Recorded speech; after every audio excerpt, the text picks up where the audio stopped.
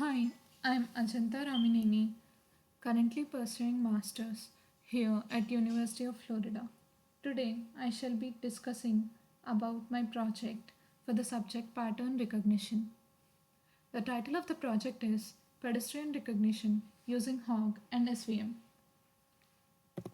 Coming to introduction part, pedestrian detection has drawn high attention in the field of computer vision due to its wide variety of applications like video surveillance, intelligent transportation systems, and robotics. Detect, Detecting humans in images or videos is a challenging task. This is mainly because of the differences in appearances caused by different clothing and pose. Sometimes background also plays an important role. The entire project is divided into two modules. The first one is a feature extraction using HOG, and the second one is a classification using SVM. The input image is taken and the features are extracted using HOG. The extracted features are fed into support vector machine.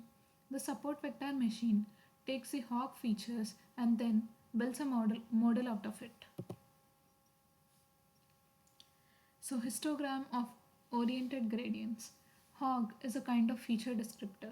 The representation of an image or an image patch which is capable of simplifying the image by extracting only useful information and leaving the extraneous information is known as a feature descriptor.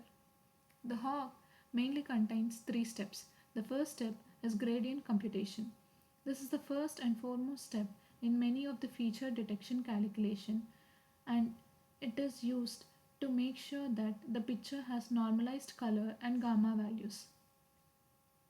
The second one is the orientation binding.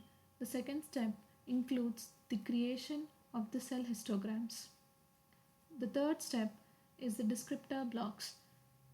There is a need for local normalization of gradient strengths to account for the modifications in the contrast and illumination. Support vector machines. Support vector machines in machine learning are supervised learning model which comprises of associated learning algorithms which can analyze data and that can further use for the classification and regression analysis. When given a training set wherein each image is marked as belonging to either one of the two categories, an SVM training algorithm is capable of building a model which can assign new examples to already existing categories. So, SVM works as a non probabilistic binary linear classifier. Here, in the above example, H1 is a bad decision boundary, as H1 doesn't divide the black and white segments properly. H2 is much better when compared to H1 because it is capable of dividing black and white segments properly. But then H3 is a good option because the distance between the nearest neighbors is more when compared to H2. So H3 is a good decision boundary. Approach.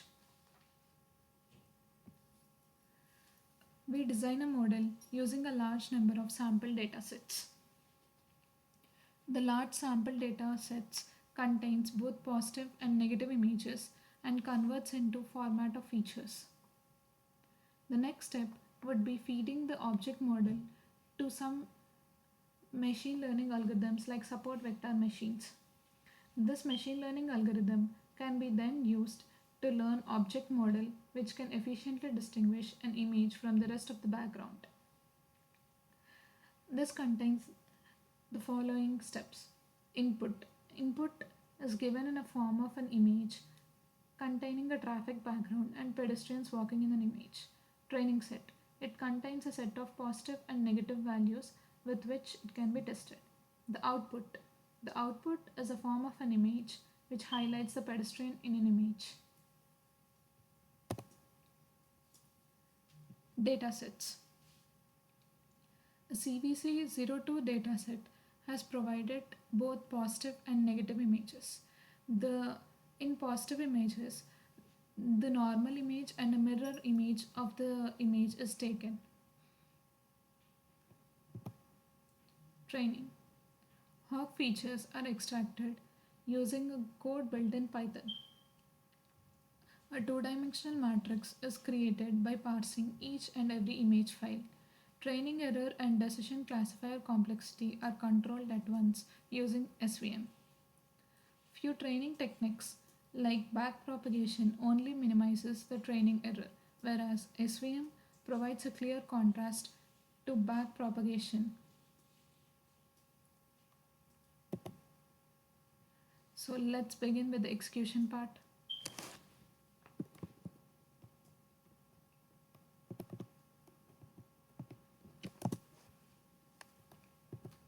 So here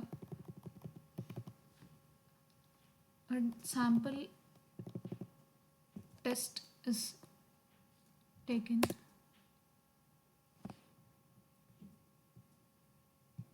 So here the pedestrians are highlighted in the green block.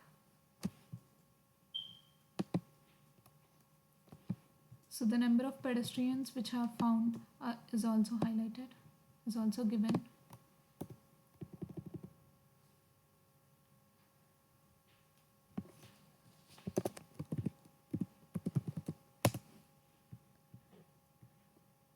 This image represents a pedestrian walking in a busy traffic road. The number of pedestrians found is also given.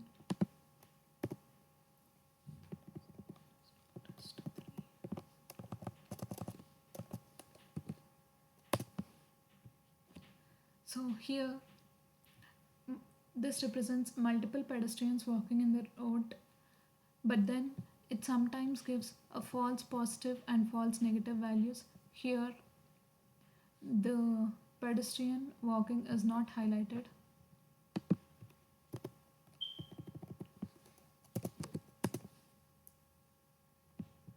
This represents two pedestrians with different dimensions.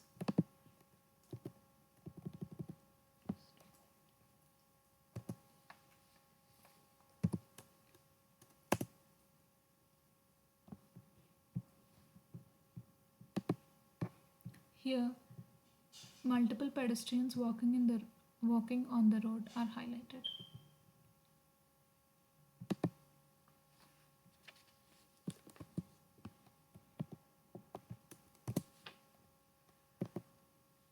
So, here are the following results obtained. So, the number of training images used are 4000, wherein 2000 are positive and 2000 are negative. Among the positive images, both the image and mirror image are taken into consideration.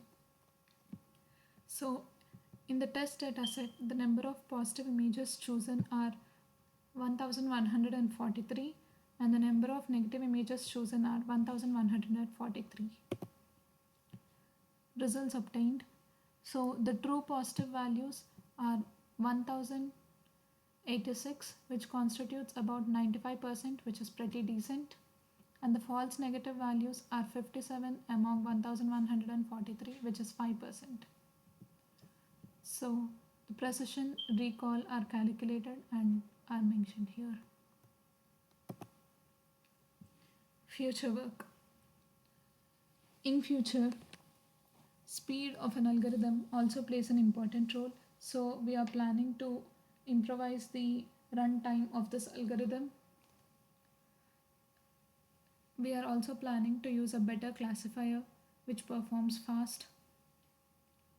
A good segmentation approach may also lead to better results. Sometimes mild occlusion leads to devastating results. There is a compelling need to avoid it. In future, more focus should be done on fast moving pedestrians.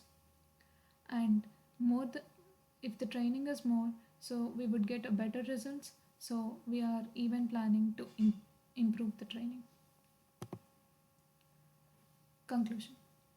Though pedestrian recognition has many uses, it has sufficiently drawn much greater attention in the field of computer vision and machine learning. However, there are still few limitations using HOG and SVM in the real world problems. So, pedestrian recognition on a whole deserves much interest and is a base for many computer vision and machine learning problems. I hope this method would serve as a base to solve pedestrian recognition problem, and the future work would be continued to improve both the accuracy and the speed of pedestrian recognition problem. Thank you.